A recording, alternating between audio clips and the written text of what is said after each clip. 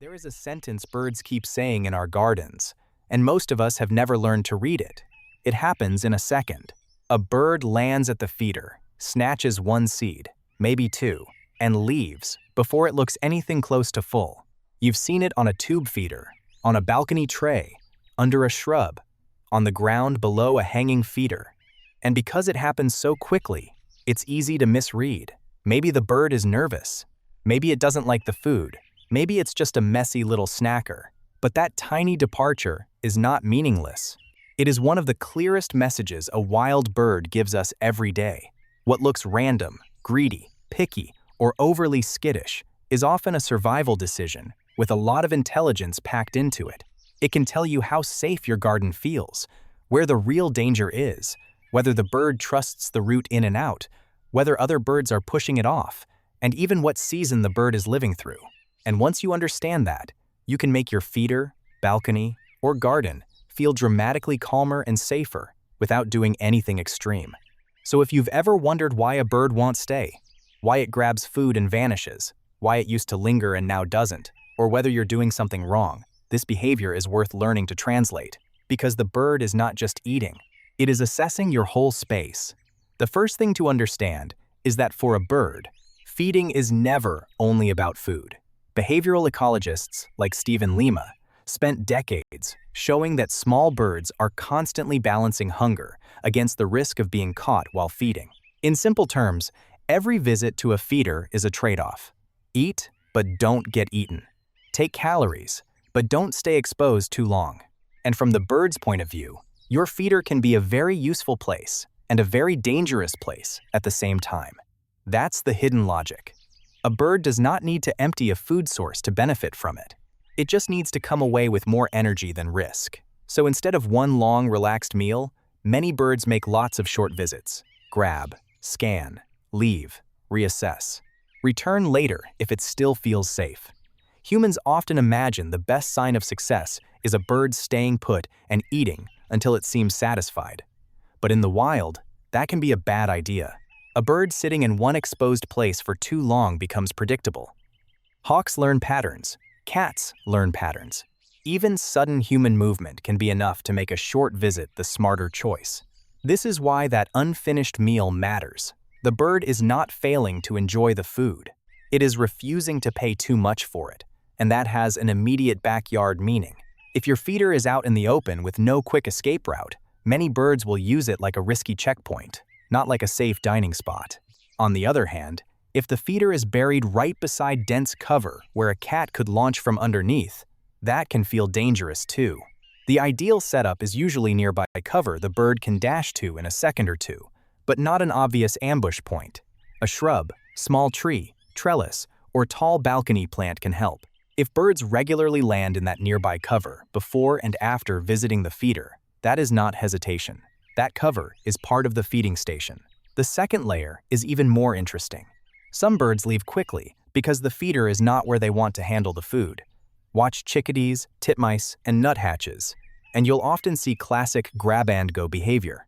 They take a seed and fly to a branch or sheltered perch to hold it, crack it, and eat it there. Some species also cache food, storing it for later. So if a bird keeps taking a sunflower seed away instead of sitting down for a feast, that often means the exact opposite of rejection. It may mean the bird values the food enough to take it somewhere safer or save it.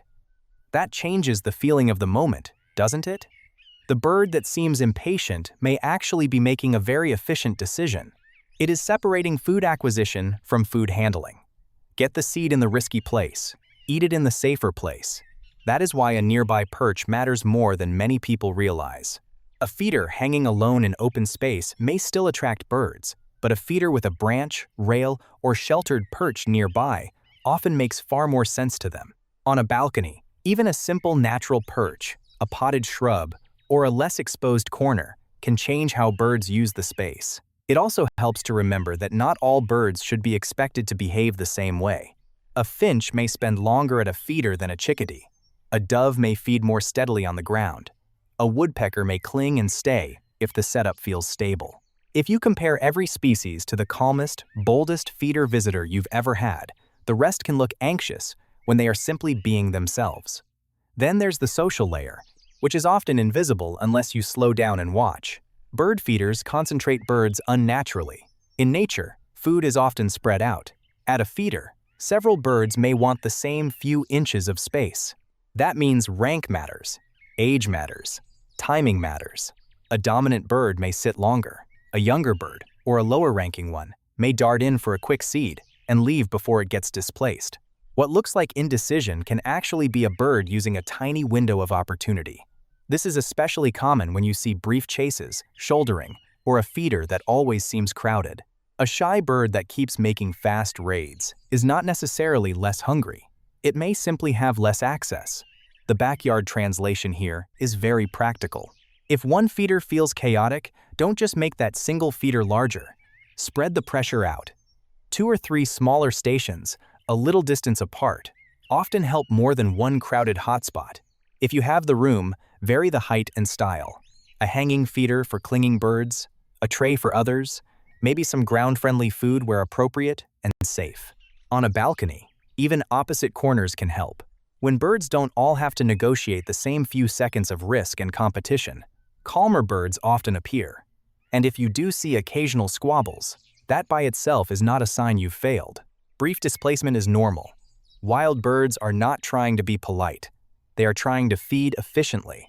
It becomes more useful to intervene with setup changes when one bird or one species is monopolizing the only access point, or when shy birds stop using the space entirely.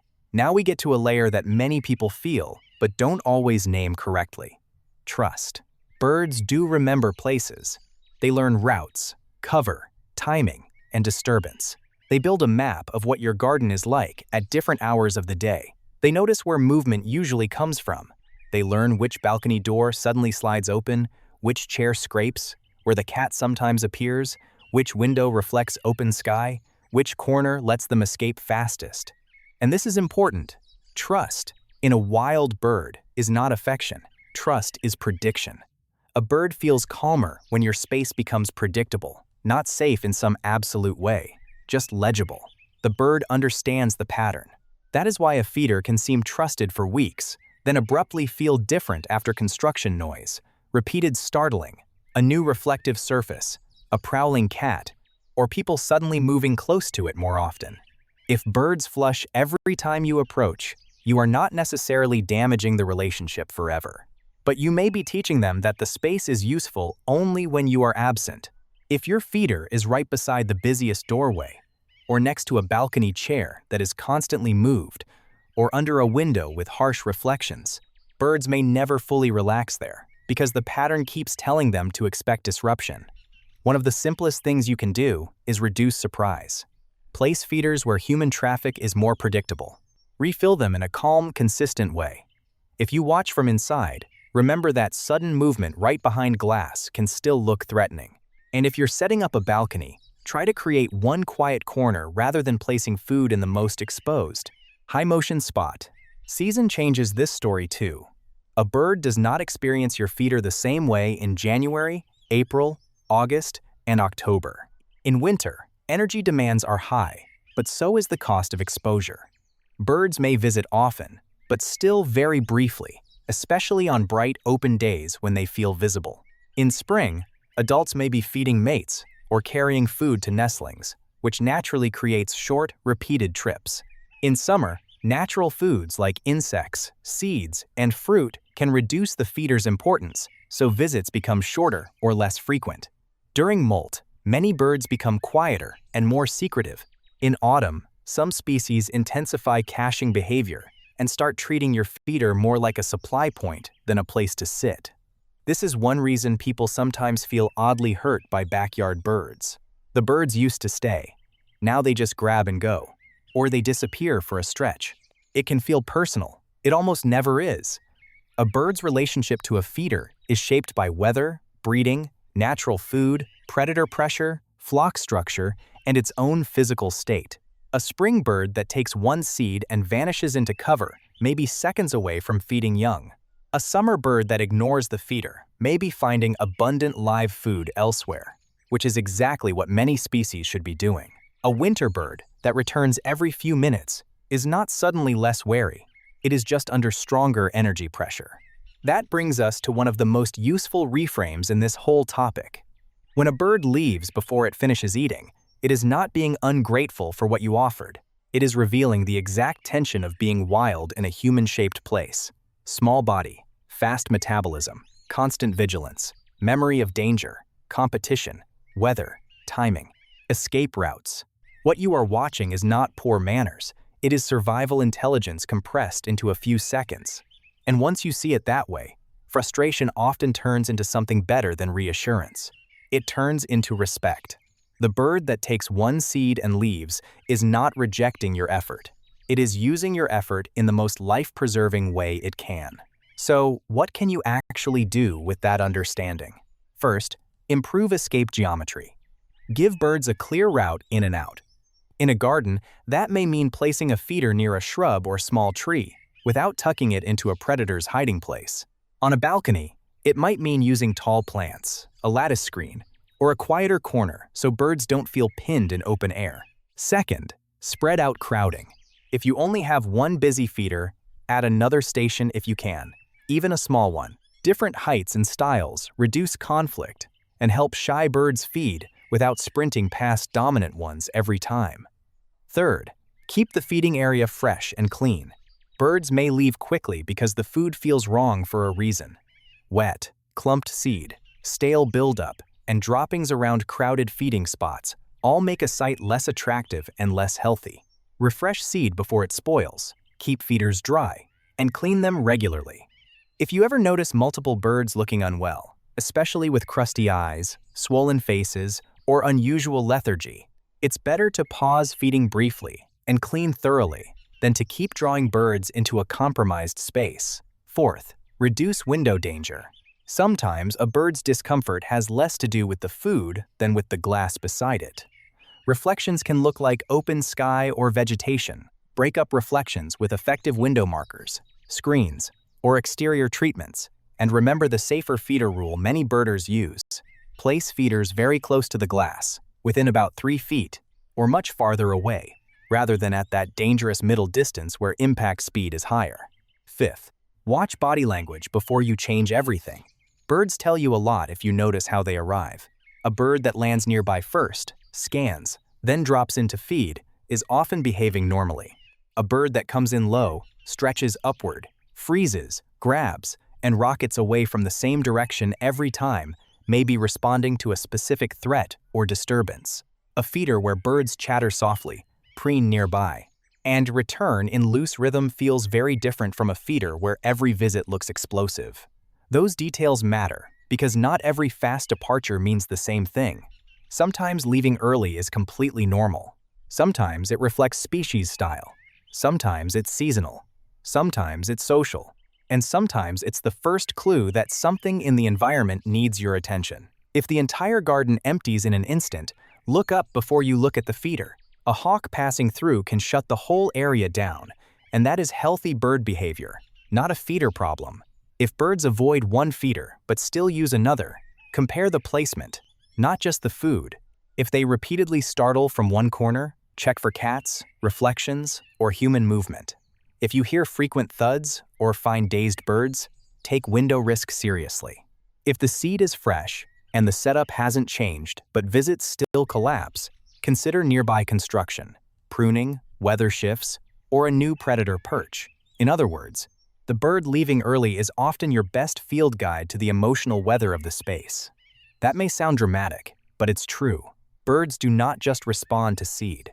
They respond to visibility, noise, movement, cover, memory, and the behavior of other birds. They are reading your garden as a living map of opportunity and danger. The quick exit is part of that map, and maybe that's why this behavior feels so strangely moving once you understand it. It turns an ordinary backyard moment into a glimpse of another kind of mind at work. Not a human mind in feathers, a bird mind. Fast, selective, alert, deeply tuned to consequence. A creature using your patch of the world while never forgetting it is still in the wild. That changes what success looks like. Success is not getting a wild bird to behave like it has nowhere else to be.